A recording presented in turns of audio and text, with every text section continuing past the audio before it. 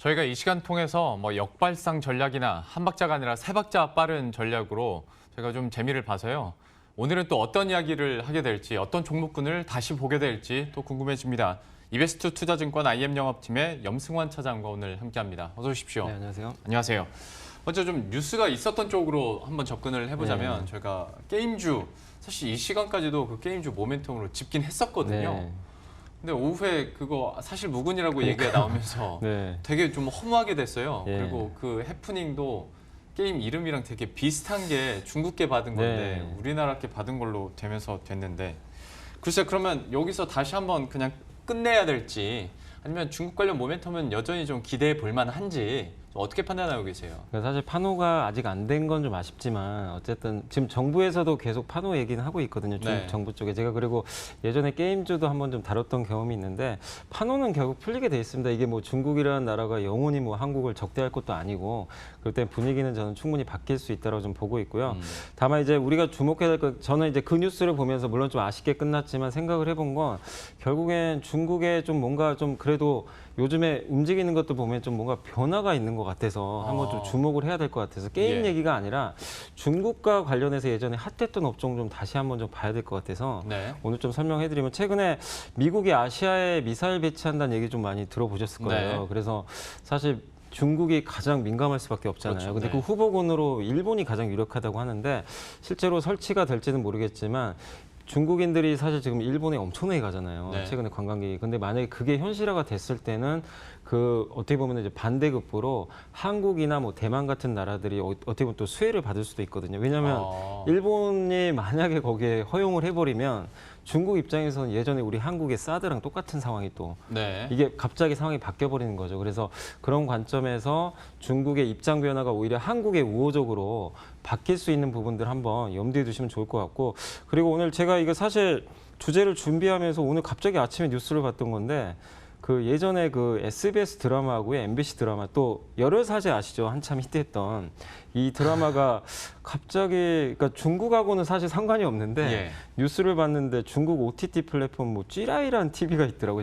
저도 기사를 우연히 봤는데 여기에 갑자기 이제 송출이 됐다고 합니다. 그러니까 많은 분들이 한국 드라마가 중국에서 송출이 된다. 그러게요. 그러니까 사드 이후로는 금지돼 버렸잖아요. 그러니까 저도 이 기사 보고 좀 깜짝 놀라긴 했는데 좀 의외고, 그러니까 중국에서 이게 정말로 뭐 다른 드라마까지 이게 반영됐는지는 확인은 안 해봤지만 어쨌든 중국 OTT를 통해서 송출이 됐다는 건 중국에서도 뭔가 지금 분위기가 바뀌어가고 있다는 그런 하나의 다시 또 좀 문이 열린다고 봐야 되는 거예요? 그리고 제가 좀 알아보니까 그 예전에 그러니까 배우 이종석 씨 아시죠? 이종석 씨랑 보니까 그 중국 배우 정상이라는 분 여자분이 계시는데 이게 주연 배우예요. 근데 이제 2016년도에 드라마를 찍었어요. 한중 합작 드라마. 그때 한참 사드 전에 되게 많이 찍었는데 제작비가 400억인데 이게 이제 한한령 사태로 중단이 돼버린 거예요. 그러니까 방영을 해야 되는데 못 하고 있었던 거죠. 근데 확정이 됐다고 합니다. 내년에 2020년에 다시 방영을 하기로 했대요. 이미 찍어는 놨으니까 방영만 하면 되는데 이것뿐만이 아니라 뭐 비라든가 엑소의 오세훈 씨 주연의 이런 드라마가 몇 개 있어요. 찍어놓은 게.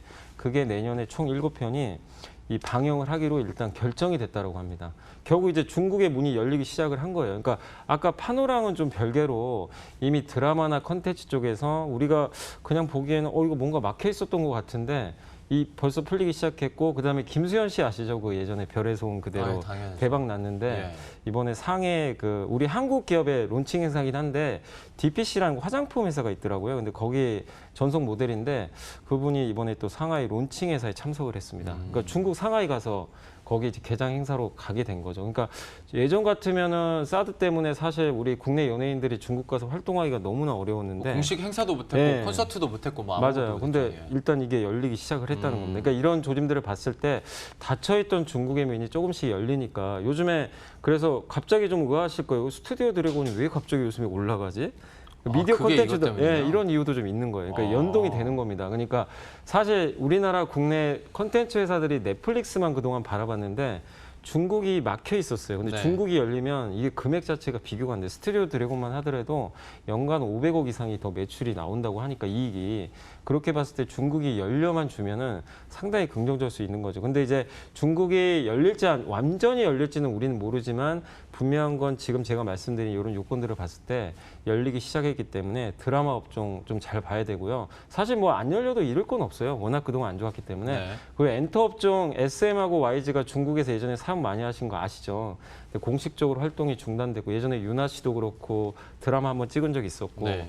그다음 YG도 뭐 빅뱅 중심으로 활동하다가 다 모든 게 막혔는데 최근에 이쪽이 열리게 되면은 이 엔터 기획사들도 상당히 좋을 수가 있고 그리고 제가 좀 관심 종목으로 보고 있는 거는 스튜디오 드래곤은 뭐 워낙 좋으니까 제가 뭐 따로 말씀은 안 드리겠지만 키스트라는 종목 좀 관심 있게 좀 보고 있는데 왜냐하면 이 종목은 이제 김수현 씨 소속사 아닙니까? 예. SM에 인수가 됐잖아요. 그래서 김수현 씨가 이제 소속사로 있는 건데 이번에 상하이 론칭회사에 어쨌든 참석을 해서 중국 활동이 뭔가 좀 가시화되는 그런 분위기가 좀 감지가 되고 있고 그걸 떠나서 이제 내년에 보건교사 안은영이라는 드라마가 있더라고요. 이거를 이제 드라마 제작도 하거든요.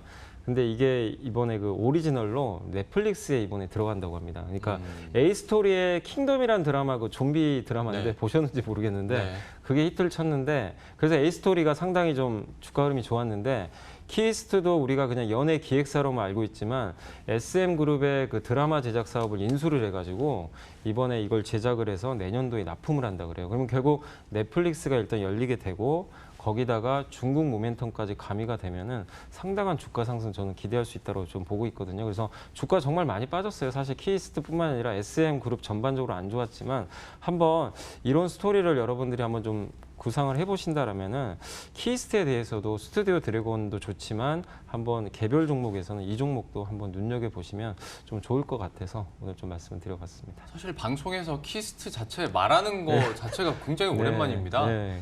김현수 씨 군대 가기 전이었으니까. 근데 다시 한번 좀 볼 때가 됐다. 스튜디오 드래곤도 역시 기대감을 갖고 얘기를 해주셨으니까요. 또 관련한 컨텐츠 관련주들 저희가 또 관심 있게 보도록 하겠습니다. 이번에는 LG 디스플레이를 갖고 오셨는데 네. 여기는 요즘에 좋은 뉴스 찾아보기가 쉽지 않습니다. 네. 목표 주가 하향에 적자 최대 규모 날 거라고 예상이 되고 네. 있고 디스플레이 분야가 여기가 장난이 아니잖아요. 네. 그런데도 갖고 계신 이유가 있습니까? 근데 뭐 아시겠지만 사실 우리나라 기업들 대부분이 사이클이 너무나 업앤다운이 심하잖아요. 예. 그러니까 사실 요즘에 이제 반도체 좋아지니까 확인하고 사면 사실 늦고요. 반도체도 사실 작년 3분기부터 이제 안 좋아지면서 급락했는데 올해 사실 뭐 봄만 하더라도 반도체 아무도 기대도 안 했어요.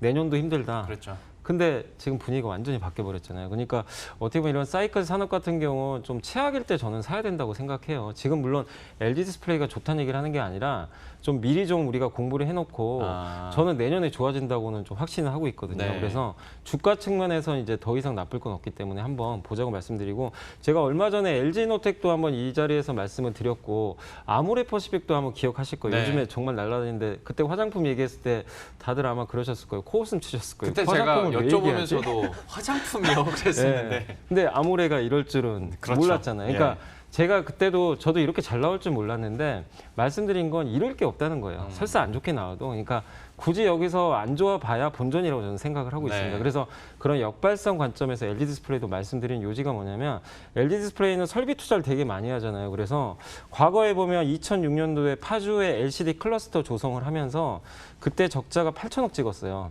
근데 2007년도에는 투자 금액이 이제 줄입니다. 왜냐하면 많이 투자를 했기 때문에 다음 연도에 많이 안 하면 되거든요. 그때 1.5조 원 정도 흑자를 내버렸어요. 그러면 주가도 많이 갔고 그리고 나서 2011년도에 또 LCD TV가 가격이 급락을 했습니다. 네. 그때 그래서 그 당시에 또 적자가 9천억 찍었고 그 적자 흑자 반복되는데 근데 그 다음에 효율화도 하고 투자 줄면서 LCD 또 업황이 나쁘지 않았습니다. 그래서 한 2017년까지 매년 한 1조씩은 찍었어요, 이익을.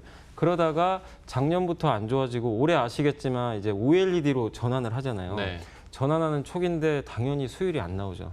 삼성은 이미 그걸 오랫동안 했기 때문에 네. 돈을 많이 버는데 LG는 이제 처음 하잖아요. 뭐 중소형이든 또 OLED TV도 그러다 보니까 수율이 안 나오니까 적자 투자금은 어마어마한데 당연히 계속 불량품 나오니까 그거 재고 처리도 해야 되고 그러다 보니까 적자가 올해 1.6조 원 정도 예상을 하고 있습니다. 근데 이게 내년에도 안 좋아지면 사실 지금 보면 안 되겠죠, 당연히. 근데 내년에는 어쨌든 투자 금액은 올해 대비해서 절반으로 확 줄고요. 네. 당연히 이게 뭐 공부하게 되면 당연히 뭐든지 우리도 뭐 수학 공부하고 막 이러면 처음에 어렵지만 하다 보면 늘어나잖아요. 예. 실력이. 마찬가지인 게 이 공장도 마찬가지입니다. 사실 LG화학도 주가 못 간 게 헝가리에 공장 건설했던데 2차 전지 배터리를 거기 공장 이제 그 헝가리 직원들이 아직 학습이 제대로 안 된 거예요. 그래서 예. 생각보다 이게 수율이 안 돼가지고 적자가 나와버린 거예요. 크게 예상 못한. 그러니까 LG 디스플레이도 마찬가지인데 결국에 광저우 공장이라든가 이런 게는 학습 효과로 내년에는 분명히 저는 좋아질 수 있다고 생각합니다. 그래서 증권사 컨센서스도 내년에는 영업이익이 어쨌든 흑자 전환 예상되고 일단 투자금 자체가 줄어드는 것만으로도 저는 좋게 보고 이번에 그리고 애플 OLED 패널 드디어 공급이 시작이 됐고 애플 입장에서도 굳이 삼성만 매달릴 수는 없잖아요. 그렇죠. 당연히 내년에 LG가 이거 잘 만들면 LG 물량 늘어나게 됩니다. 그렇게 봤을 때는 더 이상 지금 나쁠 건 없기 때문에 OLED 모멘텀은 이제 내년부터 우리가 좀 봤을 때 특히 TV 쪽은 삼성보다 경쟁력이 더 좋잖아요. 이미 네. 먼저 시작했기 때문에 그런 관점에서 지금 13,000원대 주가 뭐 정말 앞이 막막해 보일 수도 있지만 과거에 LG 이노텍도 그렇고 한참 안 좋았던 아모레도 이런 암울한 시기 다 겪었거든요. 근데 그럴 때 용기 있게 사신 분들이 지금 좀 약간 어떻게 보면 보상을 받고 있잖아요. 그런 관점에서 LG 디스플레이도 한번 지금 상황에선 저는 잃을 건 없다고 보기 때문에 한번 좀 관심 있게 보시면 좋을 것 같습니다. 잃을 건 없다. LG 네. 디스플레이 내년에 대한 전망을 또 밝게 해주셨으니 네. 수학적으로 따져봤을 때도 그렇다는 결과가 나오고 한번 보겠습니다. LG 디스플레이 얘기를 해봤고요. 이번에는 간간히 좀 뉴스화해서 나오는 겁니다. 그 30% 캡룰 제도 코스피 200에서 시가총액 비중 30%를 넘지 못하게 하는 건데 삼성전자가 아무래도 반도체 업황 회복으로 인해서 좀 오르다 보니 연말쯤에는 네. 이것 때문에 좀 다시 한번 좀 매도세가 나올 수 있지 않겠냐. 네.